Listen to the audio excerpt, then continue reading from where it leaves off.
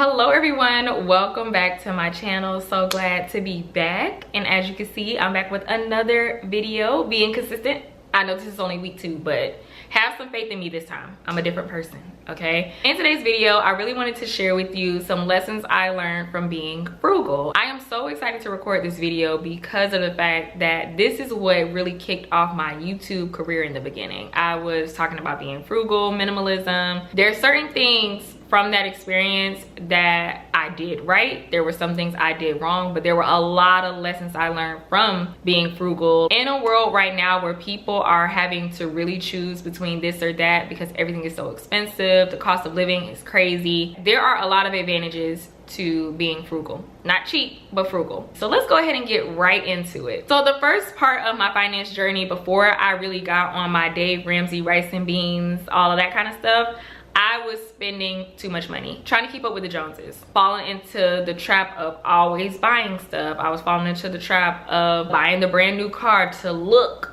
like I had something going for myself. No regrets, I paid off the car since, but I ended up in a lot of debt because of that. At the age of 23, I decided no more. I was living check to check, I wasn't making enough money, and I knew that something needed to change. So I made it a goal to become debt free. Then I went into the rice and beans phase where I spent too little. So I went from spending too much to spending too little.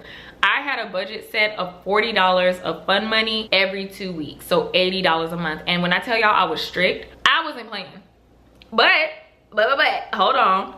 I did end up becoming debt free from that. My savings was growing so much. By the time I quit my job, I saved up 1 year's worth of my salary and I took a sabbatical. What I want to do is tell you the good parts of being frugal, but then the bad parts where it's not even being frugal, it's just being plain old cheap. It's a difference, right? There's a balance somewhere. I don't want you to misunderstand me. Live your life because you only get one, but don't let that be the reason why you broke either. Balance. First lesson I learned is you don't need it. If you don't need it, why do you want it and does it make sense? For example, it's a lot of people who fall into this consumerism trap of getting new outfits every time they go out of the country or every time they go out of town. No one in that town or city has ever seen them outfits before. Only you have. Maybe Instagram has. Do you really need 10 new outfits every time you go out of town? So I had to realize that. That's the conclusion I came to. Is it really necessary to go on a shopping spree every time I go out of town? No. It wasn't. It was a waste of money. Which brings me into my next point, having a this for that mentality. I'm not gonna do this so that I can get this, right? This for that mentality is saying I may not have the nicest place, but I will get a very nice car. You remember what we said about that balance? I heard a saying from this podcast that you can have anything you want, but not everything, or at least not at the same time. What's most important to you? Write it down on paper. What are the things that's most important to you? For me, I'ma always go and get some food. I love going out to eat. That is my personality. If a restaurant can be your soulmate, mine is Longhorn. In exchange for that though, my nails, I gotta do it myself. It's an expense that will cut into my food budget. I can't do both. You may be someone who wants to take off time from work a couple of months. In exchange for that, you may say, I might have to move back in with my parents so I can use my money for traveling instead of rent. This for that. It's a trade-off. It's just a trade-off. It's not necessarily a sacrifice. Trade-off. I'm still gonna get something out of the deal. Now let's get into the third lesson that I learned from being frugal. I briefly touched on that, but DIY, do it yourself. There's a lot of things that you can do yourself that you don't have to pay for. I just mentioned I do my own nails, my toes. I have utilized wigs, which by the way, this wig is from my sister's company, Red Ribbon Extensions. I love a good wig. All I do is put my gel braids under it, and then I'm done. Another thing that I did like, aside from it being a way to save money with DIY, which is obvious, the time. I like stuff, first of all, done as soon as I say it. I don't want to have to book an appointment for someone to come out, or I have to go out there. I just want to do it right now. Utilize DIY as much as possible because it's not only a way to save money, but like I say, it's a way to save time. Another great thing I learned from being frugal is to not lend out money. When I tell you, your girl, you couldn't ask me for $1. I wasn't playing. I'm not lending out no money. That changed when I started making money in my business. At one point I started making a lot of money and I wanted to help everybody out. No, I'm so sorry.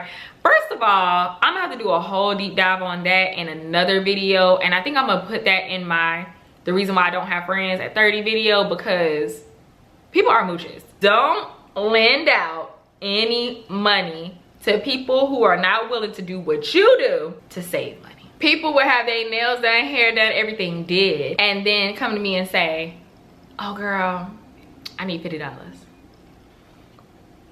Now let me tell you something, life happens, I get it.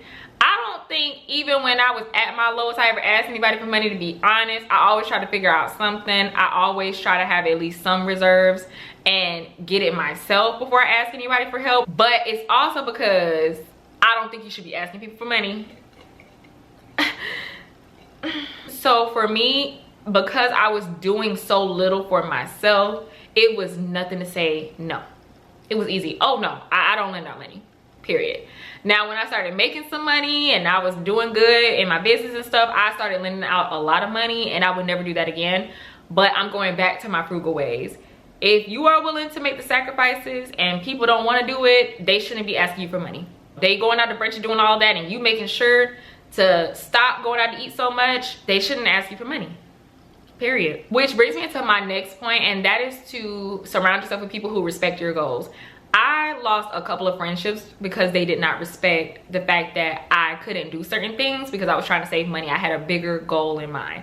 For example, I had a friend that was always doing big birthday trips, and to be honest, it's not that I couldn't afford it because I did have some savings, but it's also a thing where I had a bigger goal in mind. At the time, I was trying to get a house, so I was trying to save up for that. She did not respect that. I also had a kid. I can't do things that y'all can do, and I'm not making that much money, and I need to get a house for myself and my child.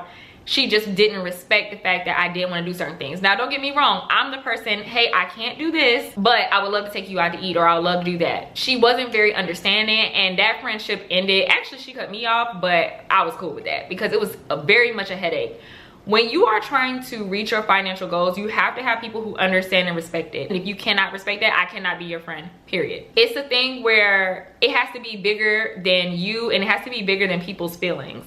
Some things I say, try to find a way around it. Like I told you, I'm not gonna be able to go on this expensive birthday trip, but I am able to do da-da-da-da is one thing. I don't think you should have to completely distance yourself from friends and stuff like that because of your financial goals. However, everyone should be respectful to you. Number 6, I stopped caring what people thought about me. Being frugal taught me a valuable lesson, is that you're gonna be different. You know, Dave Ramsey says you have to live like no one else so that you can live like no one else, and that is a real thing. I literally only respect the opinions of those who pay my bills, and it's only me. Nobody else pay my bills. With all disrespect. When you go out to eat, you don't have to let everyone know, oh, I'm saving money, that's why I'm only gonna buy an appetizer. That's nobody's business. Go get the appetizer. Go and get the appetizer and tell people to mind their business. Oh, I'm just eating light. I'm on a diet. It's nobody's business. You can lie. Another thing, let me call this out about these so-called friends. If you go out to eat in a group, and let's say you order a drink because you're trying to save money, and they ordering lobster tails, lamb chops, steak, and all you had was a drink or an appetizer, don't split that bill with them. If they're good friends, then they should just be like, oh, she just got a drink, you can just throw it on my tab. But you don't even have to do that. But I'm gonna tell you now, I'm just paying for what I bought. No shame. Oh, they stopped inviting me out. I try to be supportive and be nice, and I would show up to things, and then when it came time for the bill, oh, we're just gonna split it. No, we're not. Who? If they mad, they mad. So I promise you, you'll get more sleep with them having an attitude than you will knowing that you spent $75 and you just got a drink. I promise you, I've done both. Another thing I learned while being frugal is the importance of a savings account. More than anything, having different types of savings accounts. In addition to saving money, which we already know how important that is, we also need to talk about paying up bills. I don't know why people don't talk about that enough. Paying up your bills is a game changer. That is something that every time we got an extra check, because I was getting paid bi-weekly, so whenever we had that extra check, I would pay up my bills. I paid up my phone bill for the year. I would pay up my car insurance for 6 months, and with that, you get a discount most of the time for paying the insurance up. I would pay up everything that I could, especially once I became debt free. It was a game changer. I didn't have to worry about anything.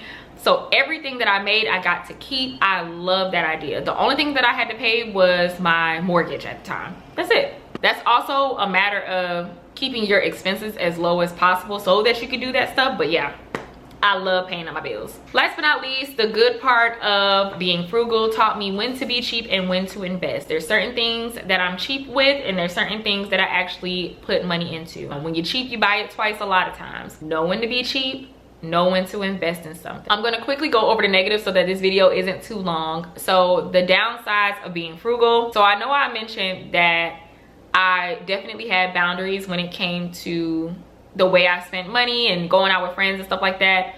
However, I wish I would have prioritized doing a little bit more. Enjoying life is so important, and it should be looked at as a bill. There's certain things that you can kind of skip over, but that's why I was saying it's so important to have a this for that mentality. I don't want you to look back and have regrets. Some things it's okay to spend money on just to get the experience, okay? I see some people that are so extreme with saving money, and I just think to myself, you're not even living, you're just alive. Like, I've been there. You still want to live life and enjoy life to the fullest, okay? Another negative is I definitely made my bank balance my personality. Even though I was doing absolutely nothing with that money, just being able to save that much money, it became my pride and joy, but it also caused a lot of blockages for more money to flow in. I was scared of that money. I had a fear of even losing $5 out of my savings.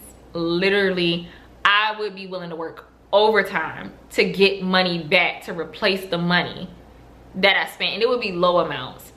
Don't become so obsessed over your bank balance. It is such a dangerous thing. When I started losing money, I thought that I was gonna freaking jump off a building, honestly. It got really bad, really bad. It's because I had made my bank account my identity. That's who I was. I was the frugal Kiki. I did everything right, and then my life just changed and I lost it all, and it made me very sad. I felt like I was losing my mind. So I say that to say, money is money. It's gonna flow in and out. Don't become so obsessed with it. I promise you, just don't do it. Just don't do it. Last but not least, I feel like being frugal definitely made me stagnant. It kept me at a job that I hated. It kept me in a home that I didn't like. It kept me in a car that I was over. Like I told y'all, it's a thing of being able to choose when to do things, when to get things that are important to you. I always thought that certain purchases were dumb if it wasn't necessary. For example, getting another place. I've always wanted to move. I did not like being a homeowner. It was a lot that went into it. I did not like my neighborhood. I don't like the schools that my son had to go to. It was a lot to it, and I was gonna stay there for the rest of my life just because it was cheap, right?